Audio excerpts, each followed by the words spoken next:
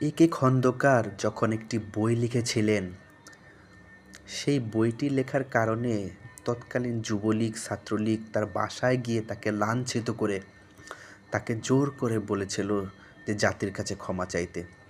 তিনি তো মুক্তিযুদ্ধের উপরে তার নিজের অভিজ্ঞতা বর্ণনা করেছিলেন তার গ্রন্থে, কিন্তু তার জন্য তো তাকে এভাবে লাঞ্ছিত করতে পারে না।